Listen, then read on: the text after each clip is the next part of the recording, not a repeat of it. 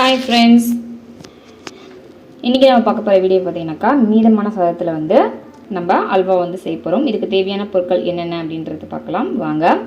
நான் வந்து ஒரு பவுல் ஃபுல்லாக பார்த்தீங்கன்னா மீதமான சாதம் வந்து எடுத்திருக்கேன். அதுக்கப்புறம் பார்த்தீங்கன்னாக்கா 3/4 கப்பு வந்துட்டு சக்கரை வந்து எடுத்து வச்சுருக்கேன். ஸோ உங்களோட இனிப்புக்கு தகுந்தவாறு நீங்கள் வந்து சேர்த்துக்கோங்க. 1 கப் வேணும்னாலும் நீங்கள் சேர்த்துக்கலாம்.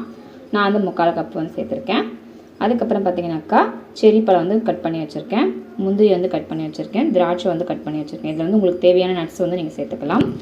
அப்புறம் கலர் பார்த்தீங்கன்னாக்கா எல்லோ கலர் வந்து பிஞ்சன் சேர்த்து ஒரு 1/4 ஸ்பூன் வந்து சேர்த்துருக்கேன். உங்களுக்கு ஆரஞ்சு கலர் வேணாலும் நீங்கள் ஆரஞ்சு கலர் சேர்த்துக்கலாம். இல்லை கலர் பிடிக்காது அப்படின்னாக்கா நீங்கள் சிம்பிளாக ஒயிட் கலரில் வந்து சேர்த்துக்கலாம். நெய் வந்து 1 டேபிள் ஸ்பூன் வந்து எடுத்து வச்சுருக்கேன். பால் வந்து ஒரு 1/4 கப் எடுத்து வச்சுருக்கேன்.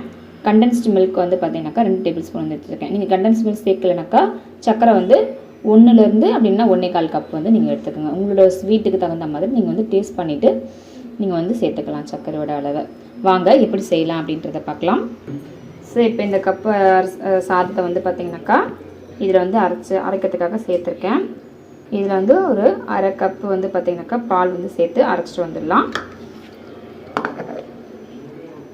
பார்த்திங்கனாக்கா ஃபஸ்ட்டு வந்து ஒரு தடவை அரைச்சிட்டு வந்துட்டேன். கொஞ்சம் இன்னும் வந்து அரைப்படணும்.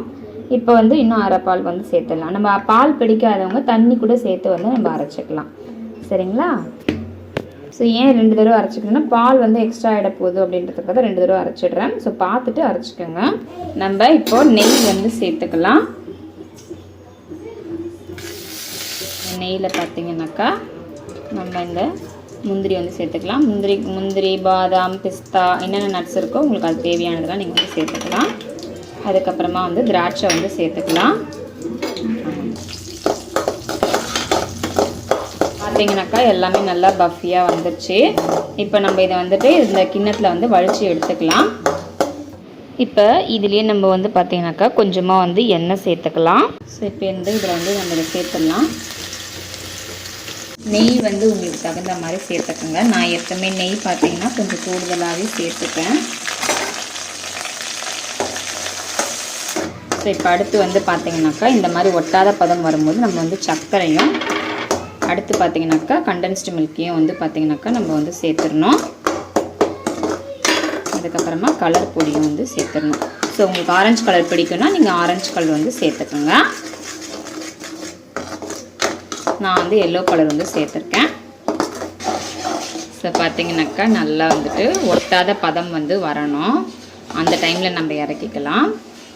ஸோ இப்போ இந்த கொஞ்சம் இந்த மாதிரி கூடு போட்டால் நம்மளுக்கு பிரிகிற மாதிரி வருது இல்லையா? ஸோ இந்த டைமில் வந்து பார்த்திங்கனாக்கா நம்ம முந்திரி எல்லாமே சேர்த்துக்கலாம். செர்ரி மட்டும் லாஸ்ட்டாக வந்து நம்ம சேர்த்துக்கலாம்.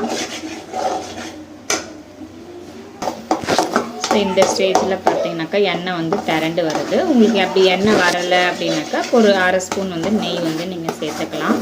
ஸோ நான் சொன்ன அளவுக்கு நீங்கள் செஞ்சிங்கன்னா எண்ணெய் வந்து திரண்டு வரும். அப்படி இல்லைனாக்கா நீங்கள் வந்து ஒரு 1/2 ஸ்பூன் வந்து நெய் சேர்த்துக்கலாம். ஸோ இந்த ஸ்டேஜில் நம்ம வந்துட்டு ஸ்டவ் ஆஃப் பண்ணிடலாம். அவ்வளோதான் ஃப்ரெண்ட்ஸ், ரெடி ஆகிடுச்சு. இப்போ பார்த்தீங்கன்னாக்கா கடைசியாக வந்து இந்த செர்ரி பழத்தை வந்து நம்ம இதில் வந்து சேர்த்துக்கலாம். அவ்வளோதான் ஃப்ரெண்ட்ஸ், ரெடி ஆகிடுச்சு. இந்த வீடியோ பிடிச்சிருந்துச்சுன்னா உங்கள் ஃபேமிலி அண்ட் ஃப்ரெண்ட்ஸுக்கு ஷேர் பண்ணிக்கோங்க. நம்ம சேனலை சப்ஸ்கிரைப் பண்ணிக்கோங்க. தேங்க்ஸ் ஃபார் வாட்சிங். பாய்.